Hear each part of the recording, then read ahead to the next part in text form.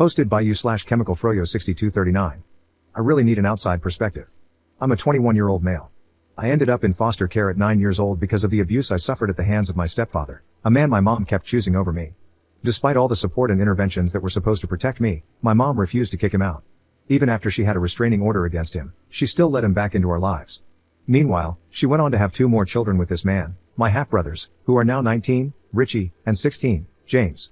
It got to the point where it was obvious that no matter what, she would keep letting him back into our lives and allow him to make me a scapegoat for anything that was wrong in his life, so I ended up being removed.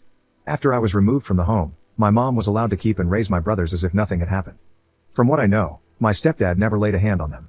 My mom and this man are still together, I know because I've checked her Facebook more times than I'd like to admit. Growing up, it was devastating to realize that my mom would rather give me up than fight for me. She could have kept me if she'd just left him, but she didn't. This abandonment left me with deep scars and a lot of issues to deal with as I grew up. It didn't help that she cut off all contact with me almost as soon as I was placed in foster care. She wouldn't even show up for court-ordered visits. Foster care was also really rough for me. I bounced around 3 different families, and it wasn't until the last one that I got any therapy to help me make sense of what had happened. A few days ago, out of nowhere, I got a Facebook message from Richie and James. They said they've been thinking about me a lot and want to get to know me. They even mentioned that our mom talks about me sometimes and wonders how I'm doing. They said they'd like to start some kind of relationship if I'm open to it. Richie even said he would be willing to drive him and James to visit me wherever I am in the country. They both seemed nice in this message, and I don't have an issue with either of them. At first, I was going to ignore the message because I don't want anything to do with my biological family. But then a darker thought crossed my mind. This could be my one and only chance to expose my stepdad for the monster he truly is. I could finally tell my half-brothers everything he did to me, everything he put me through, and let the truth come crashing down on them.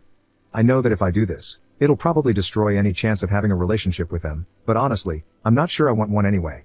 I told my friend that I was thinking about doing this, and he said it's a really bad idea that won't accomplish anything I want it to.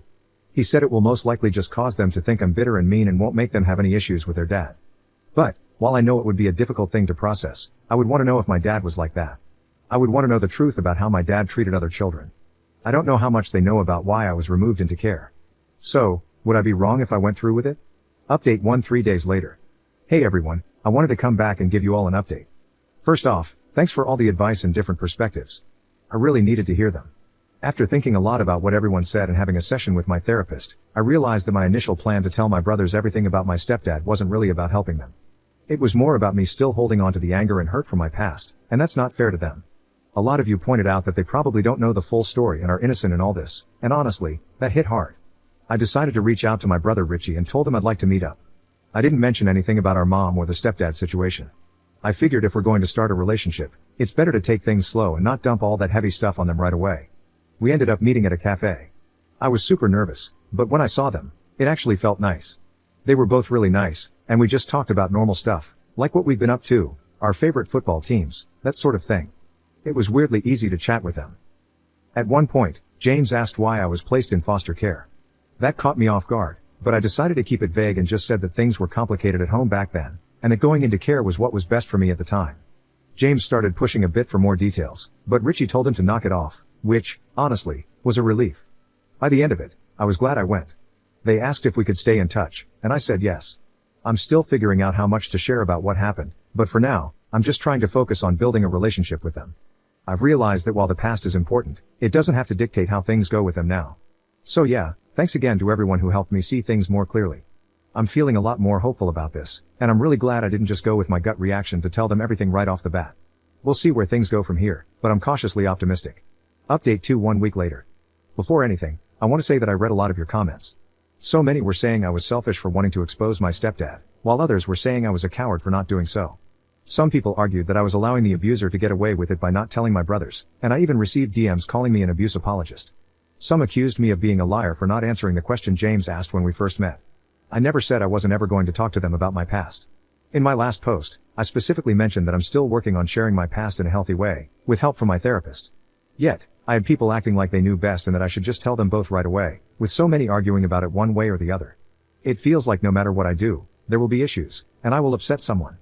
I'm aware of that, and I'm trying to navigate this in my own way, so please be respectful of that, even if you would have handled it differently. I'm in no way letting my stepdad get away with the abuse. I tried everything I could as a child and teen to get him prosecuted. I've accepted that it's not going to happen. Just know that I am a real person who reads the comments, and not everything I do is perfect. But please, just be kind. I'm not saying this to stop people from giving me advice. I welcome advice. Just be positive and kind. I don't need more negativity. Anyway, in the week since my last post, I have met up with my brothers 3 more times, once with both of them, and twice just with Richie. There seems to be an instant bond between us, something I didn't even know I wanted. I'm really enjoying hanging out with them, which is amazing because I never thought I'd want to see any of my family again, let alone start developing a good relationship with some of them.